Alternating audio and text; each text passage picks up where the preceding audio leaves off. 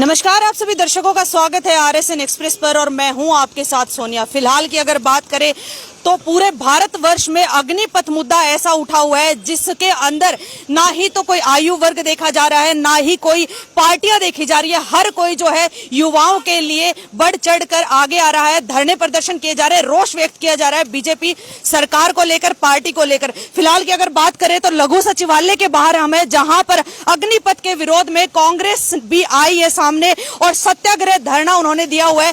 कांग्रेस के वरिष्ठ नेता हमारे साथ मौजूद है, चलिए इन्हीं से बात कर लेते हैं। फिलहाल हमारे साथ मौजूद है अनिल मान जी। नमस्कार सर। नमस्कार जी। नमस्कार सर, आप क्या कहना चाहेंगे अग्निपथ को लेकर के, क्यों जो है इतना ज्यादा रोष व्यक्त किया जा रहा है, जबकि सरकार की अगर बात करें तो लगातार वो जो है युवाओं को पैसों को ले लो, चाहे पेंशन को ले लो, चाहे तनख्वाह को लेकर के लगातार जो उनको रिझाने की कोशिश करे, फिर आप लोग क्यों प्रदर्शन कर रहे हैं? जो अग्निपथ योजना है देश की सेना पे कब्जे की साजिश है ये। और जो अग्निपथ है, कभी पहले जो सेनाओं में भर्ती होते थे वो रेगुलर भर्ती होते थे, 4 साल के लिए किसी भी देश में नहीं होते। जिन देशों में ये बता रहे हैं कि उन देशों में है, वहाँ पे आप रोजगार की दर देखो, वहाँ 100% रोजगार है। हमारे देश में रोजगार नहीं है। और आगे 25% युवाओं को उनको लेके जाएंगे जो इनके नारे लगाएंगे, आरएसएस के जो लोग होंगे। ये देश की सेना पे कब्जे की जो है वो साजिश है। हम लोग इसके विरोध में जो है प्रदर्शन पे बैठे हैं, आज धरने पे बैठे हैं। लेकिन सीएम का कहना है कि जैसे 4 साल पूरे हो जाएंगे उसके बाद भी जो है नौकरियां दी जाएंगी। उस बात पे कितना विश्वास? ये तो युवाओं को नौकरी से निकाल रहे हैं। इन्होंने कौन सा रोजगार दे दिया? पहले पिछले वालों को तो रोक नहीं दिया, आगे का ये ठेका ले रहे हैं। सीएम साहब का जो है वो सिर्फ भगाने का काम है, वो सिर्फ जो है ना लिपापोती कर रहे हैं। ये अग्निपथ योजना इनको वापस लेने पड़ेगी। जैसे किसान आंदोलन जो था, उसने किसान जो कानून थे उनको वापस कराया था। ये अग्निपथ योजना है, हम लोग जो है इसको वापस करा के दम लेंगे। अगर प्रदर्शन की बात करूं तो अभी तक सभी जो है, चाहे वो किसान वर्ग है, चाहे युवा वर्ग है, हर कोई आगे आ चुका है। कांग्रेस इतनी पीछे कैसे रहेगी? नहीं, कांग्रेस है शुरू से। हम तो पहले दिन से जो साथ में हैं, अब जो है खुल के आ चुके हैं।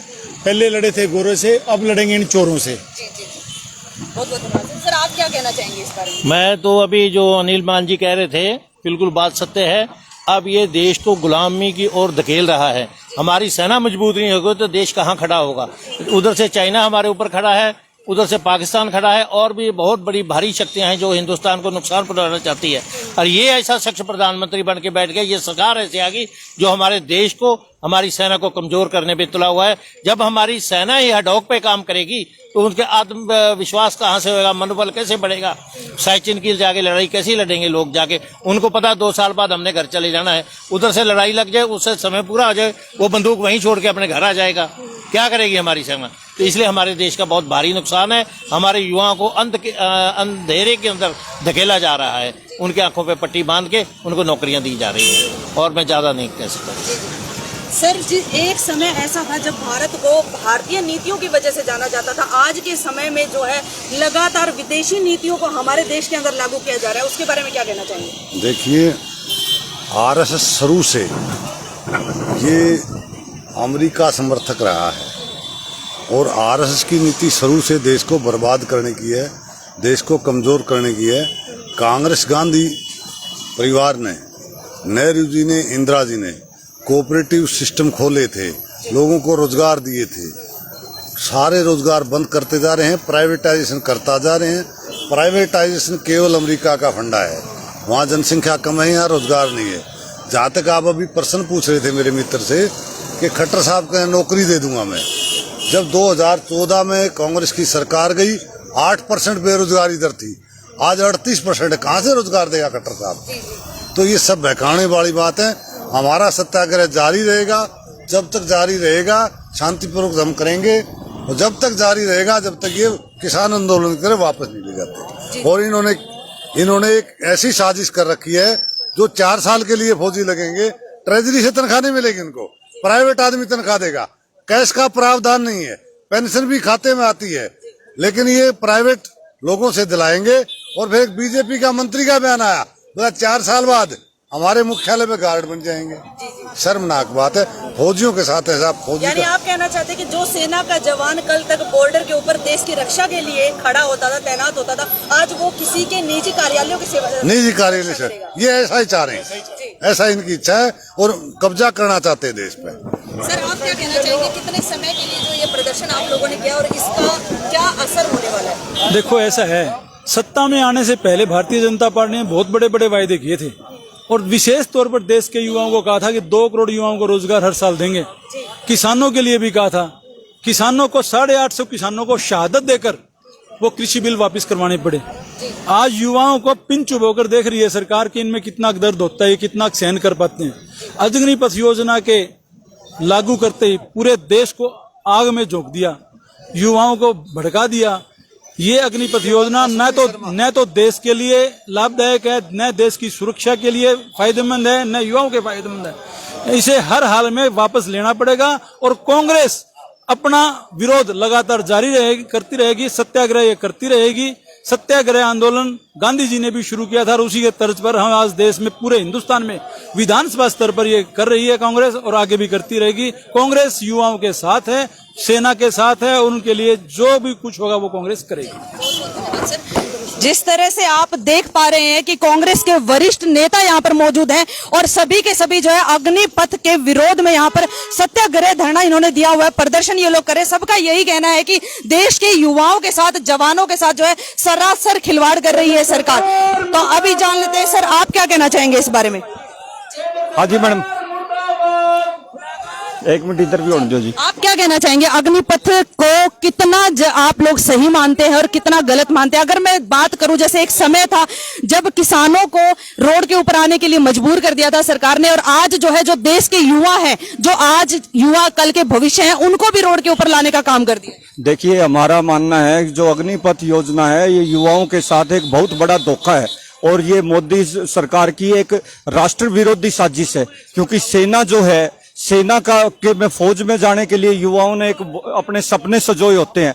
आज उन्होंने उन सपनों को भी चकनाचूर किया है और युवाओं के में जो फौज में जाने की देशभक्ति की भावना होती है, उस भावना को भी चकनाचूर किया है। क्योंकि अगर 4 साल में युवा अगर वापस लौट आएगा फौज से, 18 साल का भर्ती होगा और 22 साल में वो वापस आ जाएगा, तो वो किस तरह से अपना मतलब एक 4 साल में आके तो उसकी अच्छे ढंग से 4 साल में तो सेना की ट्रेनिंग भी नहीं हो पाती और वो उसको 4 साल में बेरोजगार कर रहे हैं, उनके सपनों को चकनाचूर कर रहे हैं। तो ये मोदी सरकार का अडानी और अंबानी के हाथों बेचने की, पूरे देश को बेचने की साजिश है। जो ये पहले बोला करते कि मैं देश नहीं बिकने दूंगा, झुकने नहीं दूंगा, आज देश भी बेच रहे हैं और देश को राष्ट्र विरोधी ताकतों के हाथों उनको बेच भी रहे हैं और साजिश देश विरोधी रच रहे हैं। अगर उम्र की बात करूं तो 17.5 साल का एक युवा जिसको कि फौज के लिए ट्रेन किया जाएगा, उस समय तक तो वो खुद से अच्छी प्रकार से अपने बारे में सोच भी नहीं पाता है, वो देश की सुरक्षा और रक्षा के बारे में क्या सोच पाएगा? तो आपको क्या लगता है कि क्या उम्र की जो सीमा इन्होंने तय की है वो भी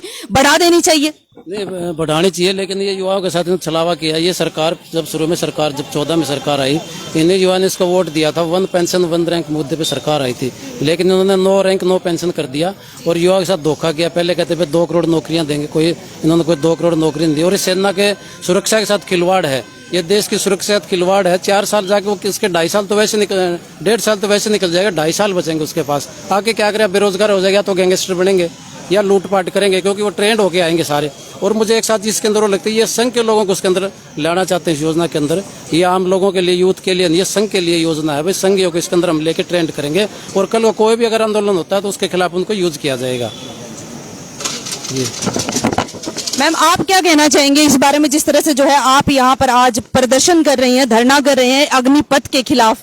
तो आपको क्या लगता है, ये अग्निपथ कम और युवाओं को अग्नि के अंदर झोंकने का काम ज्यादा कर रही है? बिल्कुल कर रही है। मैं ये कहना चाहती हूँ कि ये अपने देश के युवाओं के भविष्य के साथ खिलवाड़ है, क्योंकि मोदी का ये कोई मतलब नहीं है कि भी हम युवाओं को रोजगार देंगे। उसके जो भी आरएसएस के जो लड़के हैं वो उनको भरना चाहते हैं ताकि वो ट्रेंड हो जाएंगे और जो हमारा देश है दूसरे के अधीन हो जाएगा और वो अपना हथियार चलाने के लिए उधर होंगे। तो मैं यही कहना चाहती हूँ कि हमारे देश के युवाओं के साथ ऐसा नहीं करना चाहिए, क्योंकि अब हम दिल्ली में भी बैठे हुए थे, ऐसी मतलब गुंडागर्दी बीजेपी की मैंने कभी नहीं देखी। जैसे हमारे ऑल इंडिया ऑफिस को, एआईसीसी को चारों तरफ से पुलिस ने बंदी बना दिया था। मैं दिल्ली पुलिस को भी ये जताना चाहती हूँ कि उन्होंने कल तो हमारे को घेरा, कल आपकी भी बारी है, तो पुलिस को भी हमारे साथ कोऑपरेट करना चाहिए, क्योंकि हमारे ही भाई बंद हैं, हम भी उनकी बहनें, माँ बेटी हैं। तो इस तरह की मतलब आज तक मैंने कभी सरकार नहीं देखी, क्योंकि मैं भी 5 दिन दिल्ली में थी और हमने वहाँ धरना प्रदर्शन किया, लेकिन हमारे साथ बड़ा ही दुर्व्यवहार किया। हमारे बाल खींचे गए, इधर उधर से पुलिस ने मतलब बहुत ज्यादती की हमारे ऊपर। तो मैं मोदी को ये जताना चाहती हूँ कि भी हमारे को कमजोर ना समझे। जब तक ये अग्निपथ योजना वापस नहीं होगी तब तक हम सत्याग्रह पे बैठे रहेंगे। अगर भारतवर्ष की मैं बात करूं तो चाहे कोई भी बात जो है आज युवाओं के ऊपर आ जाए तो पूरा का पूरा भारत जो है एकजुट हो जाता है। फिलहाल अगर हरियाणा की मैं बात करूं तो लगातार अग्निपथ को लेकर के प्रदर्शन हो रहे हैं। चाहे आप आज मैं अगर बात करूं तो कांग्रेस पार्टी की आप देख सकते हो यहाँ पर सभी के सभी लोग मौजूद है, सभी अग्निपथ के विरोध में यहाँ पर मौजूद है। इसी प्रकार कल यहाँ पर किसान भी मौजूद थे। आज जो है अग्निपथ को लेकर के ही किसानों ने पैदल मार्च भी शुरू किया है 3 दिन का। इसी तरह से जो लगातार जो है इसी प्रकार के प्रदर्शन चल रहे हैं अग्निपथ के खिलाफ। तो आप लोगों को क्या लगता है, अपनी राय जो है कमेंट बॉक्स के अंदर जरूर रखिएगा और वीडियो को ज्यादा से ज्यादा शेयर करना न भूलिएगा। मैं सोनिया किसी और खास अपडेट के साथ आप सबके सामने फिर से हाजिर होंगी। नमस्कार।